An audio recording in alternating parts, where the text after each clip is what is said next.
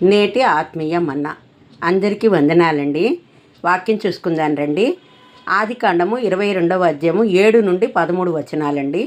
ఇస్సాకు తన తండ్రి అయిన అబ్రహాముతో నా తండ్రి అని పిలిచెను. అందుకతడు ఏమి నా కుమారుడా అనెను. అప్పుడతడు నిప్పును కట్టెలను ఉన్నవి గాని దహనబలికి గొర్రెపిల్ల ఏది అని అడుగగా అబ్రహాము నా కుమారుడా దేవుడే దహనబలికి గొర్రెపిల్లను చూచుకొనునని చెప్పాను. అలాగూ వారిద్దరూ కూడి వెళ్ళి దేవుడు అతనితో చెప్పిన చోటికి వచ్చినప్పుడు అబ్రహాము అక్కడ బలిపీఠమును కట్టి కట్టెలు చక్కగా పేర్చి తన కుమారుడగు ఇస్సాకును బంధించి ఆ పీఠము పైనున్న కట్టెల మీద ఉంచెను. అప్పుడు అబ్రహాము తన కుమారుని వధించుటకు తన చెయ్యి చాపి కత్తి పట్టుకొనగా యెహోవా దూత పరలోకము నుండి అబ్రహామా అబ్రహామా అని అతని పిలిచెను. అందుకతడు చిత్తము ప్రభువా అనెను. అప్పుడు ఆయన ఆ చిన్నవాని మీద చెయ్యి వేయకుము, అతని నేమియూ చేయకుము. నీకు ఒక్కడై ఉన్న నీ కుమారుని నాకియ్య వినుదీయలేదు గనుక నీవు దేవునికి భయపడువాడవని ఇందువలన నాకు కనబడుచున్న. అబ్రహాము కన్నులెత్తి చూడగా పొదలో కొమ్ములు తగులుకొని ఉన్న ఒక పొట్టేలు వెనుక తట్టున కనబడెను. అబ్రహాము వెళ్ళి ఆ పొట్టేలును పట్టుకొని తన కుమారునికి మారుగా పెట్టి దహనబలిగా అర్పించెను. ఈ కథంతా మనకు తెలిసిన విషయమే. దేవుడు అబ్రహామును పరీక్షించగా అబ్రహాము దేవుని యందు అత్యంత విశ్వాసం కలిగిన వాడిగా ఉండుటను బట్టి తనకు వృద్ధాప్యంలో కలిగిన కుమారుణ్ణి కూడా బలిగా ఇవ్వడానికి ఆలోచన కలిగి ఉండలేదు. వెంటనే అంగీకార హృదయంతో కుమారుణ్ణి తీసుకుని వచ్చి పర్వతం మీద పెట్టి బలి అర్పించడానికి సిద్ధపాటు కలిగి నిలిచాడు. అదే విషయాన్ని ఇక్కడ యేసుకు కూడా అన్వయించుకొనవచ్చు. అబ్రహాము అగ్నిని మరియు కత్తిని తీసుకున్నాడు. ఇస్సాకు కట్టెలను మోశాడు. ఇది యాదృచ్ఛికమైన వివరం కాదు. బలిని చేయడానికి ఉపయోగపడే వాటిని అబ్రహాం మోశాడు. తన స్వంత బలికి ఉపయోగించబోయే కట్టెలను ఇస్సాకు మోశాడు. అయినా కూడా అతడు నడిచాడు. ఎటువంటి తప్పించుకునే ప్రయత్నం కూడా ఇస్సాకు చేయలేదు. తన తండ్రి పక్కన సమర్పణ పర్వతాన్ని ఎక్కుతూ కట్టెలను మోస్తూ నడిచాడు. తర్వాత ఇస్సాకు తన తండ్రిని ఒక ప్రశ్న అడిగాడు.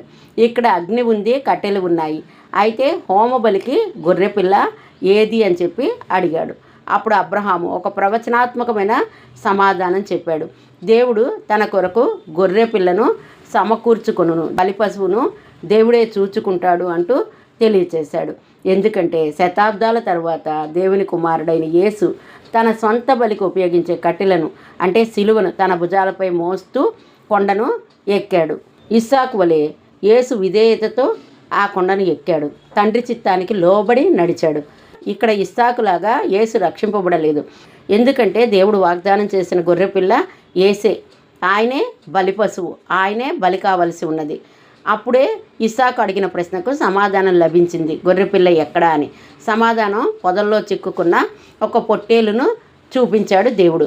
ఆది నుంచి అది సిలువపై ఉన్న క్రీస్తుకు సూచనగా ఉంది. తనకు అత్యంత ప్రియమైన దాన్ని కూడా విడిచిపెట్టడానికి వెనుకాడని తండ్రి, కట్టెలను అనగా సిలువను సంతోషంగా మోసిన కుమారుడు, లోక పాపాన్ని తొలగించిన గొర్రెపిల్ల. దేవుడు తన కొరకు గొర్రెపిల్లను సమకూర్చుకోగలిగాడు. అదే విధముగా మరి మన కొరకు, మన యొక్క పాపముల కొరకు యేసు బలిగా అర్పింపబడ్డాడు. ఇస్సాకు తప్పింపబడ్డాడు, కానీ యేసు బలిగా అర్పింపబడ్డాడు. ఇస్సాకుకు మారుగా అక్కడ వేరొక పశువు బలిగా అర్పింపబడింది. కానీ ఇక్కడ దేవునికి బలిగా వేరొకరు అర్పింపబడలేదు. దేవుడే బలిగా అర్పింపబడ్డాడు. తండ్రి నీ చిత్తమైతే ఈ పాత్ర నా యొద్ద నుండి తొలగించు అన్నాడు.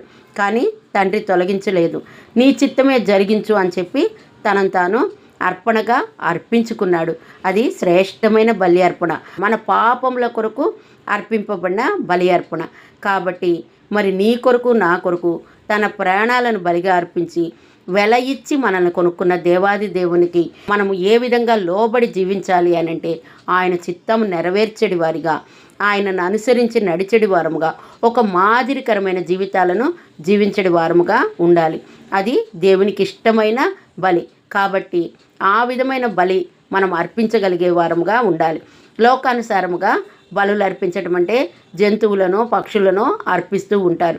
కానీ ఇక్కడ మనం అర్పించవలసింది జంతువులను పక్షులను కాదు. వాటన్నిటి నిమిత్తం దేవుడు తనను తాను బలిగా అర్పించుకున్నాడు. కాబట్టి మనం అర్పించవలసింది మన హృదయాన్ని బలిగా ఆయనకు అర్పించాలి. లోకానుసారమైన జీవన విధానము కాక ఆయనను పోలి నడుచుకునే జీవన విధానము కలిగి ఉండాలి. దేవుడు మనల్ని ఎంతగానో ప్రేమించాడు. ఆయన పరిమళ వాసనగా ఉండడం కొరకు తన్ను తాను దేవునికి అర్పణగాను బలిగాను అప్పగించుకున్నాడు. కాబట్టి మనము కూడా మన కుటుంబాలను ఏ విధంగా ప్రేమిస్తామో అదే విధంగా మన చుట్టూ ఉన్న వారి పట్ల ప్రేమ కలిగి నడుచుకునే వారముగా, ఆయనకు మాదిరికరమైన జీవితాన్ని జీవించడి వారముగా ఉందుముగాక. ఆమెన్. హల్లెలూయా.